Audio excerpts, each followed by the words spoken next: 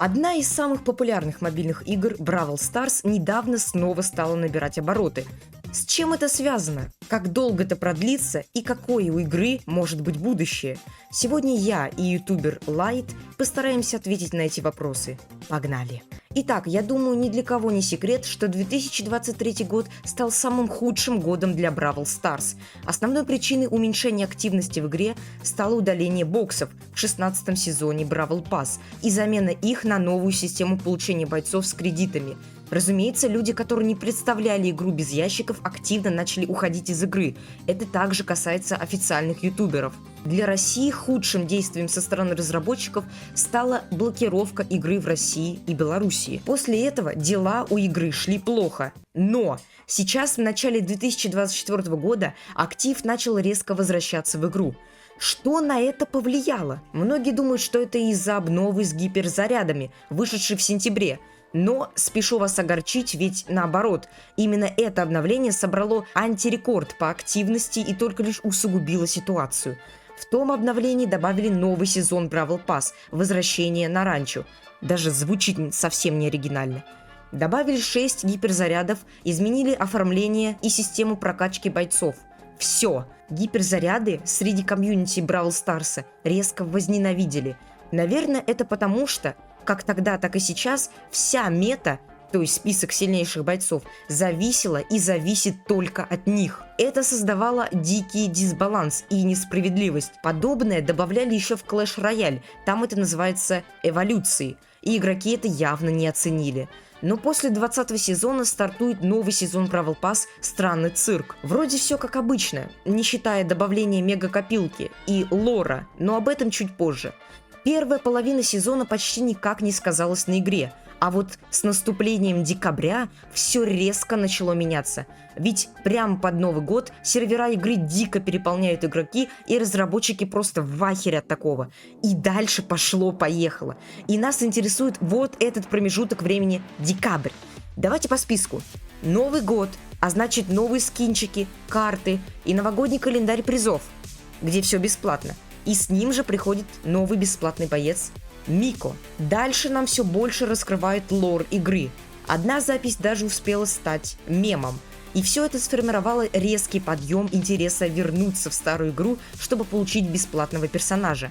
Кстати, о нем. Он также, в частности, повлиял на актив игры. Вспомните прошлое, когда в этот же период времени появился бесплатный боец Эдгар, который порвал сервера и собрал отдельный фандом, мемы и так далее.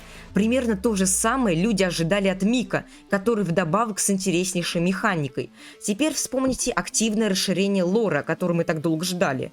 Мегакопилка, который, я уверен, заставил кого-то вернуться в игру, а также изменение Brawl Pass. Да даже последний сезон Brawl Pass студии анимации Star получился бомбезнейшим. Посмотрите на бойца Кит, о котором все трещали еще с 2021 года. И это я не говорю про топовые скины. Короче, все это повлияло на поднятие роста активности в игре. К чему я сейчас все это говорю? Да просто хочу доказать вам всем, что от разработчиков здесь абсолютно ничего не зависело. На рост активности игры повлияли перечисленные ранее факторы, а в большей степени новогодние праздники. И все. Никакие гиперзаряды, никакие блинги и все другое, что нам совали разработчики под нос в этом году, никак не повлияло на популярность игры. Это всего лишь удачный период времени и не более. У вас, наверное, возник вопрос. То есть ты хочешь сказать, что в скором времени игра снова скатится? Нет, это я не хочу сказать. Если разработчики будут удерживать планку и хорошо модернизировать игру, например, скоро хотят изменить силовую лигу, то нынешняя активность вряд ли куда-то уйдет. Да, вы скажете то, что в 2023 году тоже разработчики пытались восстановить популярность игры и добавили стардропы, блинги, мастерство и так далее. Но на тот момент все эти вроде бы как крутые штучки были добавлены слишком поздно, когда все трещали, что игра мертва. А сейчас у игры появился внезапный шанс. И хочу сказать, что все это абсолютно нормально. За всю историю Brawl Stars было огромное количество падений и высот.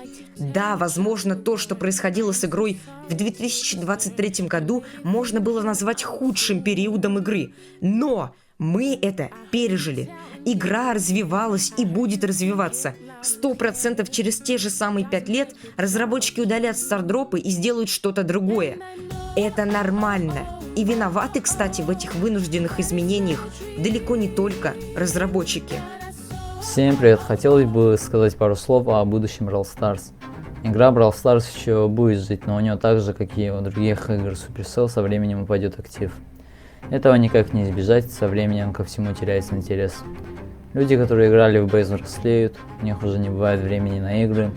Да если будет время, они не будут тратить на такую детскую игру. Бейс полностью не умрет, останутся только те, кому она запала в душу. Но Супер, как до этого был с Clash of Clans, когда он уже поднадоел, они выпустили Clash Royale, а после Clash Royale вышел Бейс. Так и случится в будущем, они создадут новую и более интересную. Так и есть. Бравл Старс не вечен, и долгий путь в несколько лет не самый долгий путь, который мог быть. С каждым годом игра менялась, иногда менялась до неузнаваемости. Было много вещей, которые повлияли на активность игры.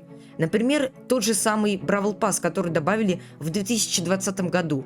Все меняется, и одна из самых популярных мобильных игр тому не исключение.